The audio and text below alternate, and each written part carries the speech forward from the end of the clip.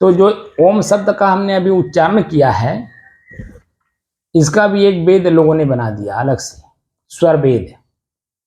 अब उसी में घुस करके मार तमाम तरह की चीजें खोज करके उसमें लिखा गया, जो कि जब प्रक्रिया में जाएंगे तो ओम शब्द का उच्चारण कौन कर रहा है, उसमें जो शक्ति लग रही है, ताकत लग रहा है, बल लग रहा है, वो कौन लगा रहा है। एक होता क्रिया, एक होता प्रतिक्रिया। तो ओम शब्द क्रिया हो रही है, ओ,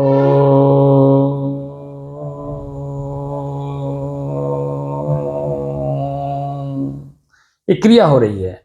अब यहां प्रतिक्रिया करना है कि ये कर कौन रहा है, इस आवाज को कौन निकाल रहा है, कहां से निकल रहा है, इसको शक्ति कहां से मिल रहा है, इसको बल कहां से मिल रहा है।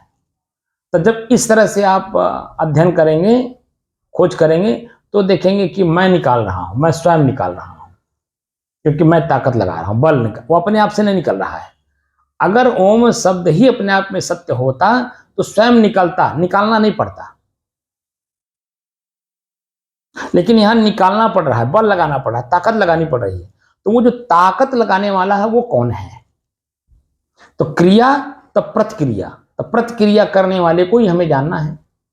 तो जो श्वास को देख रहा है विपස්සना के रूप में, विशेष प्रकार से अपने श्वास में देख रहा है, श्वास में क्या मिल रहा है, हम भी यही बात काम करते हैं।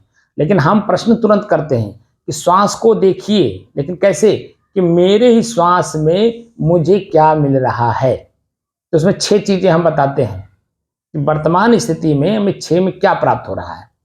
ठंड, गर्म, शीतल, सुगंध, दुर्गंध, सामान्य। ये 6 चीजें हमारे नाक को, हमारा नाक हमको बताएगा कि वर्तमान में जो हवा है उस हवा में क्या है, गर्मी है, ठंड है या शीतलता है, सुगंध है, दुर्गंध है या सामान्य है। अगर सामान्य है तो काफी देर तक मन बैठेगा, मन एकदम एकाग्र होकर के श्वास को देखता हुआ।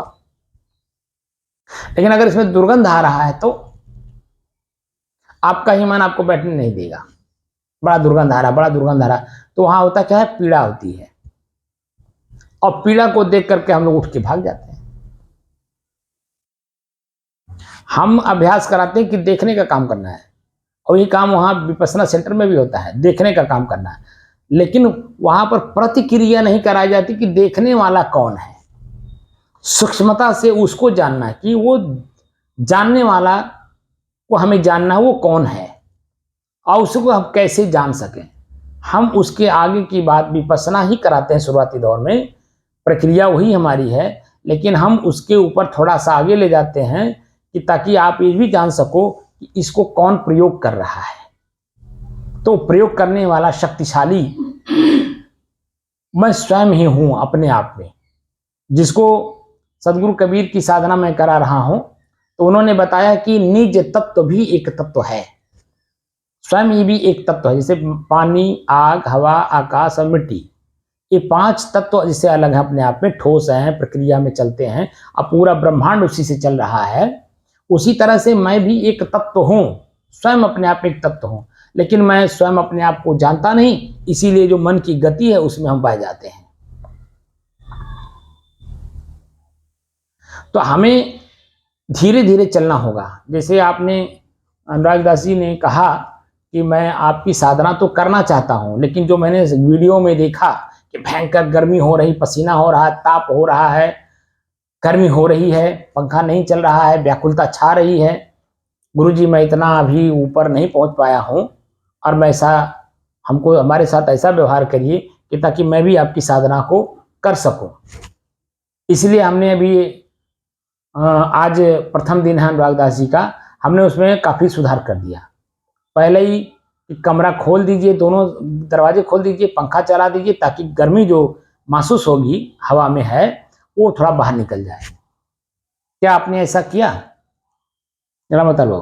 जी सर, आपसे हमने कहा था जी, कर दिए ना जी। तो फिर उसके बाद जब निकल गया होगा, तो जब आप अंदर प्रवेश किए होंगे, तो जो रोज की प्रक्रिया हम लोगों की थी कि तुरंत आंच लगता था, जलने जैसा लगता था कि हमें जला कभी खत्म कर देगा, भस्म कर देगा, ये कर देगा, वो कर देगा, वो प्रक्रिया नहीं रह गई होगी। शांत हो गया होगा। दूसरा हमने कहा कि जब भी बैठना हो तो जब हम बोलें तब तक तो पंखा बंद कर दीजिए, लेकिन जब हम बोल करके बंद हो जाएं तो पंखा चालू कर लीजिए। हम लोग आए हैं, बैठे हैं, तो उस समय पर पंखा चलवा दिए हैं, ताकि आपको ये महसूस ना हो कि हम अंतिम वाला काम पहले ही शुरू कर दिए हैं, ताकि मन व्याकुल ना हो, भागे ना, बेचैन ना हो, घबराहट ना हो। हम लोग तो रात दिन यही देख रहे थे ना, अकुलाहट, बेचैनी, घबराहट, और वही अंत में जाकर के सब शांत हो जाता था। हम लोगों की प्रक्रिया जो सुबह तकले हुई है